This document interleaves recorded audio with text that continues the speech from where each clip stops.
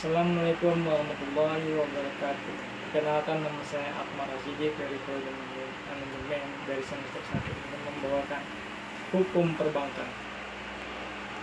Perbankan diatur dalam Undang-Undang Nomor 7 Tahun 1992 sebagaimana telah diubah oleh Undang-Undang Nomor 10 Tahun 1998 tentang perbankan, di mana disebutkan pada pasal 1 angka 1 bahwa perbankan adalah segala sesuatu yang menyangkut tentang bank, mencakup kelembagaan, kegiatan usaha, serta cara dan proses melaksanakan kegiatan usahanya. Pengertian perbankan merupakan rumusan umum yang mencakup 3 aspek utama, yaitu kelembagaan bank, 2 kegiatan usaha, 3 cara proses pelaksanaan kegiatan usaha bank.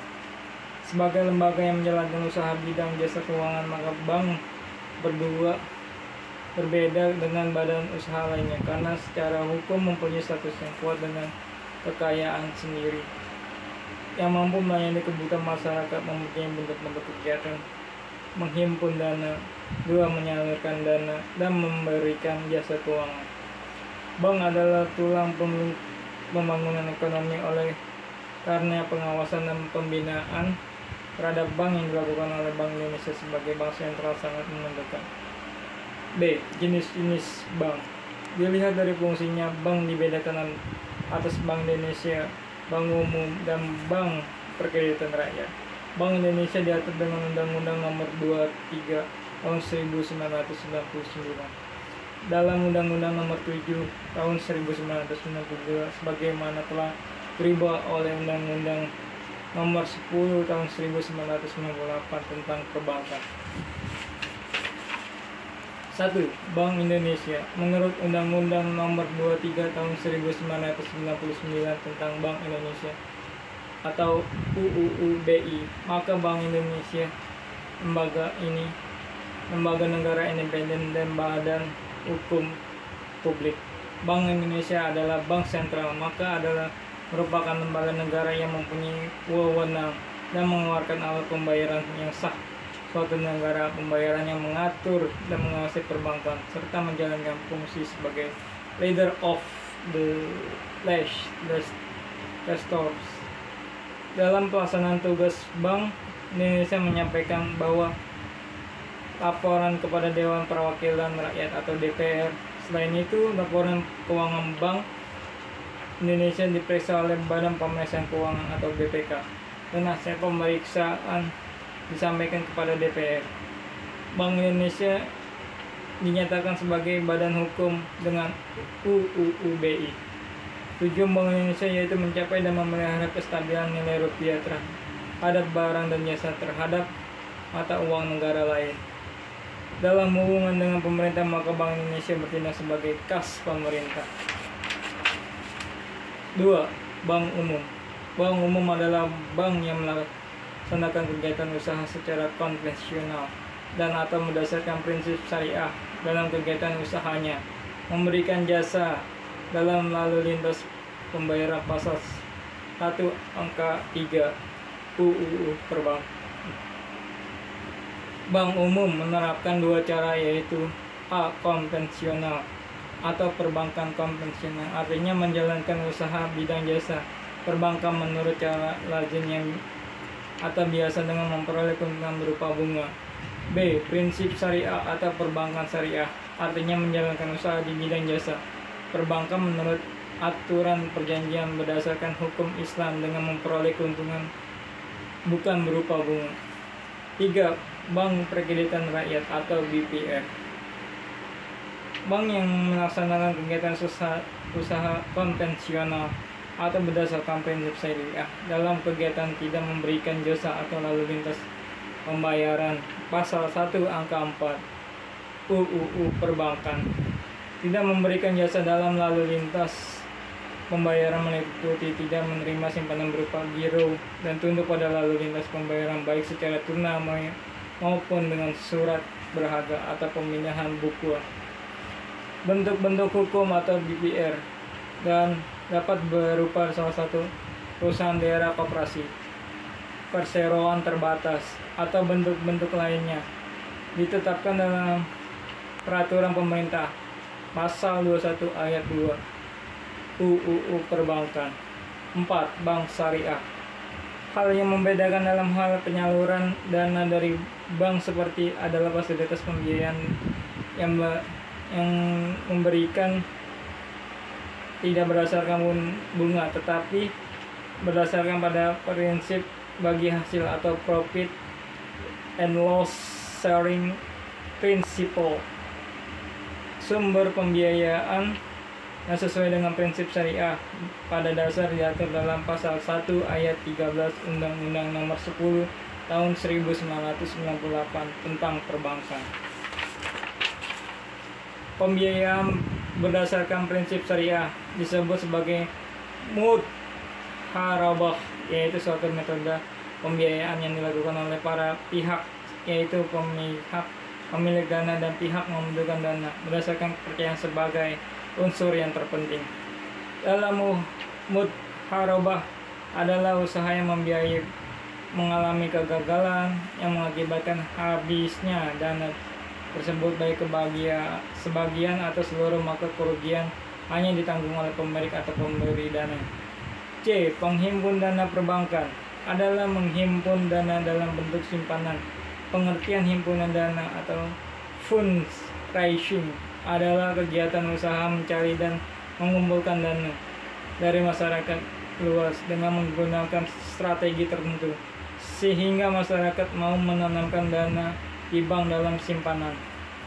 Strategi perbankan untuk meyakinkan masyarakat agar mau menyimpan dananya di bank antara lain giro atau demand deposit, simpanan yang penarikan dapat dilakukan setiap saat dengan menggunakan cek, biliet, giro, sarana pemerintahan pembayaran lainnya atau dengan pemindahan bukuan. 2. Deposit berjangka atau time deposit. Simpanan yang penarikan hanya dapat dilakukan pada waktu tertentu berdasarkan perjanjian antara nasabah penyimpanan dengan bank. Ciri-ciri adalah jangka waktu dan penarikan tetap ditarik oleh deposit yang namanya tercantum dalam bukti deposito dan penarikan dilakukan pada tanggal jatuh tempo. 3. Sertifikat deposit atau certificate of deposit. Simpanan dalam bentuk deposito berjangka yang bukti simpanan ini dapat dipindahtangankan. Ciri-ciri diterbitkan oleh bank dengan klausula atau tunjuk dengan jangka waktu tertentu, dapat diperjualbelikan sebagai instrumen pasar uang, bunga dibayar muka dan dapat dijadikan jaminan. 4. Tabungan atau saving deposit. Simpanan yang penarikannya hanya dilakukan menurut syarat tertentu yang disepakati, tapi tidak dapat ditarik dengan cek, biliet, giro, dan alat lainnya yang disamakan sebagai berikut. D. Kredit perbankan. Pemberian kredit perbankan pada umumnya juga berpedoman pada prinsip yang sangat penting, yaitu A. Prinsip kepercayaan yang harus dimiliki terhadap nasabah debiturnya bahwa kredit yang diberikan akan sangat bermanfaat, dan lebih penting adalah kepercayaan bunga dalam jangka waktu yang telah ditentukan. B. Prinsip kehati-hatian atau prudential principle yang harus dilakukan oleh bank dalam menjalankan usaha harus menerapkan secara konsisten seluruh persyaratan dan ketentuan perundang-undangan yang berlaku, terutama dalam hal pemberian kredit yang berpedoman pada prinsip kepercayaan dengan berdasarkan pada etikat baik. Hal yang perlu diperhatikan dalam penyaluran dana dari bank adalah ketentuan batas maksimum pemberian kredit atau legal lending limit yang seringkali dilanggar, dan seringkali kasus ini tidak dapat sanksi yang berarti.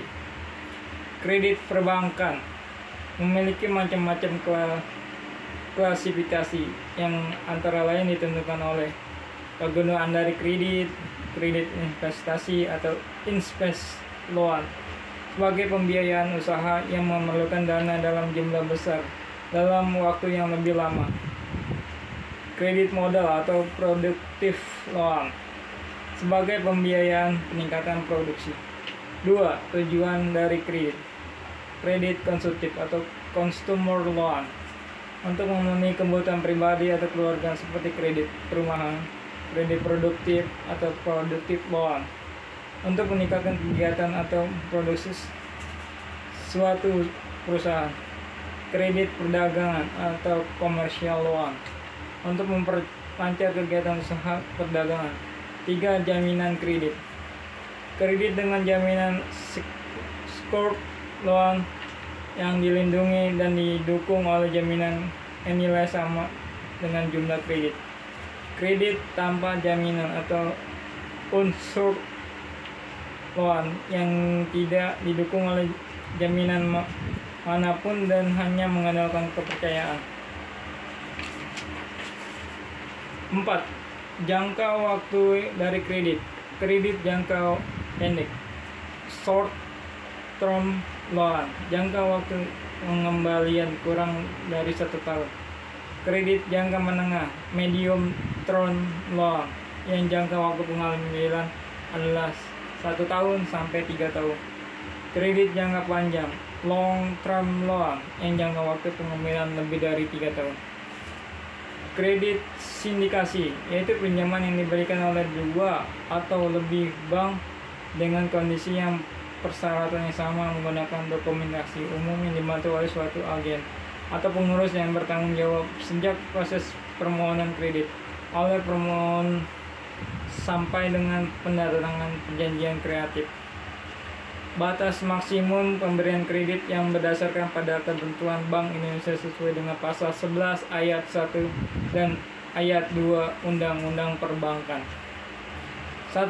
Bank Indonesia menetapkan ketentuan mengenai batas maksimum pemberian kredit atau pembiayaan berdasarkan prinsip syariah, pemberian jaminan, penempatan, investasi, surat berharga ataupun hal yang serupa dapat dilakukan oleh bank kepada peminjam atau sekelompok peminjam yang terkait, termasuk kepada perusahaan-perusahaan dalam kelompok yang sama bank yang bersangkutan. 2. Batas maksimum. Sebagaimana yang dimaksudkan dalam ayat 1, tidak boleh melebihi 30% dari modal bank yang sesuai dengan ketentuan yang ditetapkan oleh Bank Indonesia. Kredit sindikasi diperbolehkan mengingat suatu bank mungkin saja memiliki kemampuan terbatas, namun permohon kredit membutuhkan dana dalam jumlah besar. Selain itu, terdapat kemungkinan kalau risiko terlalu berat untuk ditanggung oleh suatu bank sehingga perlu adanya penyebaran risiko melalui bank lain. Pada umumnya dalam pemberian kredit perbankan, permohonan kredit harus melalui tahapan-tahapan, yaitu pengajuan kredit, analisis kredit, persetujuan kredit, perjanjian kredit, pencairan kredit, pengawasan kredit, dan pelunasan kredit. Dengan berlakunya ketentuan tersebut, maka bank-bank pada umumnya dilakukan tahap-tahap yang harus dijalankan permohonan kredit, antara lain sebagai berikut. 1. Permohonan kredit. Untuk mengajukan permohonan kredit, calon nasabah akan diminta untuk mengisi formulir yang telah disusun oleh dan disediakan oleh bank tersebut. Kemudian permohonan kredit diharuskan untuk menampilkan beberapa dokumen penting yang dapat membantu pihak bank menentukan apakah kredit bank dapat diberikan atau tidak. Selain itu, permohonan kredit atau aplikasi kredit disyaratkan untuk menampilkan dokumen-dokumen seperti akte pendirian perusahaan, identitas KTP, para pengurus tanda daftar perusahaan atau TDP, nomor pokok wajib pajak atau NPWP, neraca atau laporan rugi laba 3 tahun terakhir, fotokopi sertifikat yang dijadikan sebagai jaminan, dan dokumen-dokumen tambahan lainnya. 2. Analisis kredit. Dokumen-dokumen tersebut dianalisis kepada bagian kredit account officer berdasarkan ketentuan yang berlaku dalam bank yang bersangkutan. 3. Persetujuan kredit. Hasil analisis kredit tersebut kemudian disampaikan kepada direksi bank dan diperiksa oleh komite kredit untuk diteliti, kemudian ditentukan apakah disetujui atau ditolak.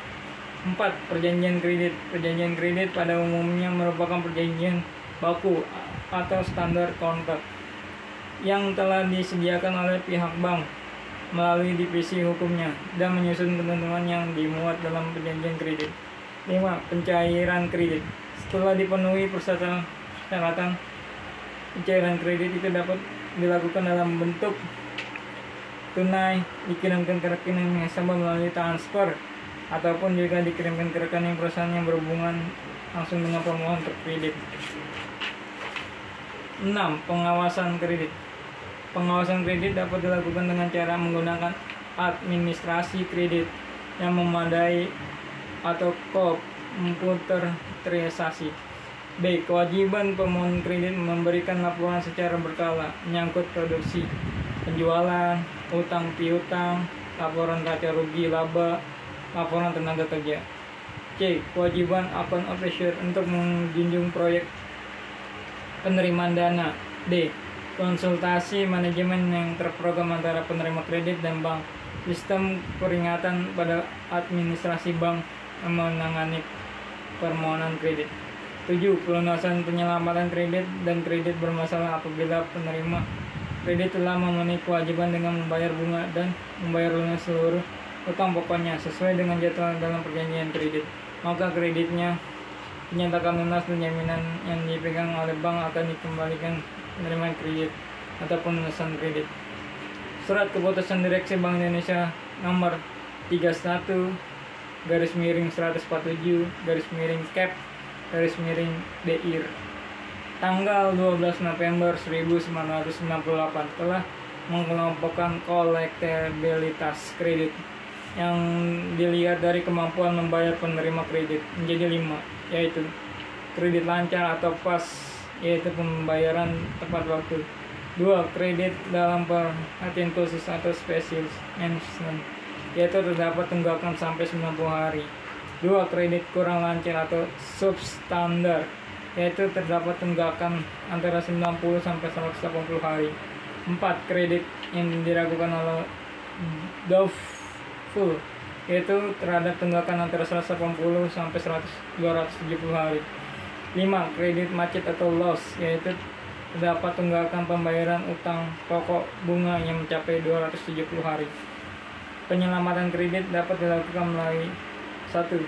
Rescheduling, yaitu penyelamatan pertama dengan menjadwalkan kembali sebagian atau seluruh kewajiban permohonan kredit. 2. Reconding, yang mengubah sebagian atau seluruh persyaratan yang telah sebelumnya disepakati dalam perjanjian kredit. 3. Restructuring, yaitu mengubah komposisi dari dana yang dipinjamkan untuk pembiayaan usaha. 4. Rescheduling, recondition, and restructuring, yaitu penyelamatan pada penerima kredit yang mengalami kesulitan dalam melaksanakan kewajiban pembayaran pada bank. 5. Execution, yaitu merupakan tindakan terakhir apabila tindakan lainnya tidak ada. Uang berhasil dan bank dapat menyerahkan pengurusan kredit tersebut kepada urusan piutang negara sesuai dengan Undang-Undang Nomor 49 Perpu tahun 1960 tentang Panitia Urusan Piutang Negara, atau menyerahkan perkara tersebut kepada pengadilan negeri dalam menyelesaikan kredit macet. Bank dapat menyerahkan penagihan kepada kejaksaan berdasarkan Undang-Undang Nomor 51 tahun 1991 tentang Kejaksaan Republik Indonesia.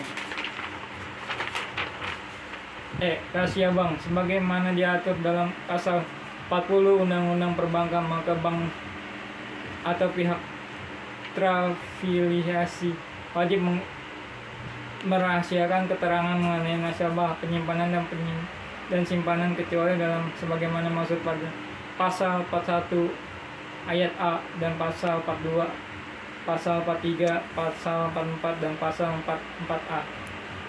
Nasabah menyimpan dalam sumber dana bagi bank karena wajar jika undang-undang mengatur agar bank melindungi nasabahnya. Pengecualian rahasia bank. 1. Untuk kepentingan perpajakan, pasal 41 ayat 1 Undang-Undang Perbankan. 2. Untuk kepentingan menyelesaikan piutang bank, pasal 41 ayat A Undang-Undang Perbankan. 3. Untuk kepentingan peradilan pidana pasal 42 Undang-Undang Perbankan. 4. Untuk kepentingan perkara perdata pasal 43 Undang-Undang Perbankan. 5. Untuk tukar menukar informasi antar bank pasal 44 Undang-Undang Perbankan. 6. Pemberian keterangan atas persetujuan nasabah pasal 44A Undang-Undang Perbankan. Pelanggaran rahasia bank adalah perbuatan memberikan keterangan mengenai nasabah, penyimpanan, dan simpanan secara melawan hukum, bertentangan dengan UU Perbankan, atau dalam persetujuan nasabah. Penyimpanan yang bersangkutan pelanggaran rahasia bank dapat dilakukan karena kepaksaan pihak ketiga atau karena kesengajaan anggota Dewan Komisaris, direksi, pegawai bank, pihak terafiliasi lainnya. Sekian dari saya. Assalamualaikum warahmatullahi wabarakatuh.